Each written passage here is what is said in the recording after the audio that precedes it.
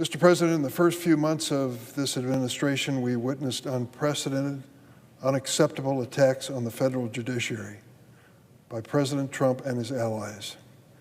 In one particular egregious example, President Trump demanded the impeachment of a federal judge who ruled against the administration. And President Trump said this man was a radical left lunatic, a troublemaker, and an agitator. That is a direct, specific quote from the President of the United States about a sitting federal judge. On Memorial Day, President Trump referred to members of the bench as, quote, USA-hating judges, close quote, and, quote, monsters who want our country to go to hell, close quote. Direct quote from the President of the United States about sitting federal judges. This kind of reckless, inflammatory language is part of the President's ongoing attempt to intimidate the federal judiciary. We're supposed to take this as acceptable conduct. It should be condemned by all political leaders, regardless of your political party. But my Republican colleagues have said nothing in response to these attacks on federal judges. It is the silence of the lambs. In April, one of my Republican colleagues had the courage to say out loud why Republicans are not speaking up. As she put it, quote, we are all afraid. Their fear is simply emboldening this president. Last month, President Trump was asked if he needs to uphold the Constitution. In response, he said, and I quote, I don't know. It was shocking to hear that response from the president, even this president. And it demonstrates just how little regard he has for our fundamental rights and our Constitution. Yet my Republican colleagues are silent. Their unwillingness to speak truth to power calls to mind a line from A Man for All Seasons. When statesmen forsake their own private conscience for the sake of their public duties, they lead their country by a sharp route to chaos. The American people have already seen and suffered through the chaos that has come from the silence of our elected officials. And so long as they fail to speak up, the chaos and lawlessness will continue. It's not only President Trump who is intimidating judges and attacking judicial independence. House Republicans are acting as accomplices, filing articles of impeachment against 6 federal judges simply because they ruled against President Trump. House Republicans have continued their attack on the judiciary with their reconciliation bill they passed last month. Buried in this 1,000-page bill is a provision that would strip federal courts of their ability to enforce a contempt citation when a party fails to comply with certain types of injunctions. The contempt power is integral to the authority of the federal courts.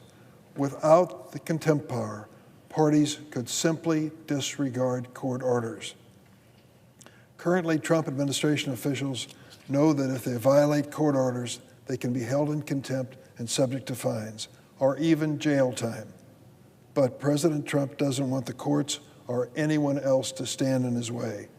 And that led House Republicans to advance a provision prohibiting courts from enforcing some contempt citations. This would let President Trump pursue his agenda without any concern of being held accountable in the courts. And it would prevent courts from enforcing contempt citations in all manner of cases, whether the injunction issues today, tomorrow, or even 10 years ago. Maybe House Republicans thought no one would notice this provision. Maybe they thought nobody would have the nerve to oppose the president. But I can tell you the Senate Democrats read the provision. We noticed it. We spoke out against it all week, and we will do everything in our power to ensure it does not become law. The attacks on the judiciary not only threaten our Constitution, they threaten the judges and their families themselves. Recent reporting has revealed a dramatic spike in threats against judges. Between the beginning of March and the end of May, 197 federal judges were threatened. Judges and their families have received threats in the form of anonymous pizza deliveries to their homes. These deliveries are meant to show that the perpetrator knows exactly where the judges and their families live. So far, more than 100 pizzas have been delivered to more than a dozen judges and their relatives. It's not a laughing matter. At least 20 of these deliveries were made using the name of Judge Esther Salas' son, Daniel Anderl, who was murdered at his family's home by a former litigant. Even Justice Amy Coney Barrett's family has been reportedly receiving unsolicited pizza deliveries. Whether I agree with these judges when it comes to their philosophy is beside the point. This is frightening. Judge Salas herself has characterized the deliveries as psychological warfare that send the message, quote, "Do you want to end up like Judge Salas? Do you want to end up like Daniel?" These incidents are sickening. They threaten not only judges and their families, but also judicial independence and the rule of law. They must be investigated and they must be stopped. Over a month ago, as ranking member of the Senate Judiciary Committee, I sent a letter to Attorney General Pam Bondi and FBI Director Kash Patel. I asked them to investigate the deliveries and other threats against federal judges and to provide information on steps they've taken to protect these judges and their families. I have yet to receive a response. On Tuesday, I sent another letter urging them once again to investigate these threats against judges and highlighting the need for action. The federal judiciary and our government can wait no longer. Last week, I met with 3 federal judges to discuss judicial security. Judge Salas was among them. Her experience is a reminder of how important judicial security is and how much is at stake. Our meeting also served as a reminder of how our judges have shown tremendous courage in the face of these ongoing threats. We should all be grateful for their public service and their willingness to don black robes and act without fear or favor. We should also be grateful for the law enforcement officials protecting our judges. But it's not enough to merely acknowledge and appreciate the courage and dedication of our judges and law enforcement.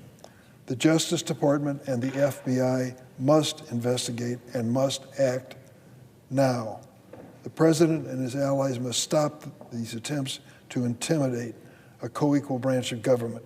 And congressional Republicans need to step up publicly and stand behind these judges. In the meantime, I'll continue to stand up for the judiciary and highlight the need to protect our judges.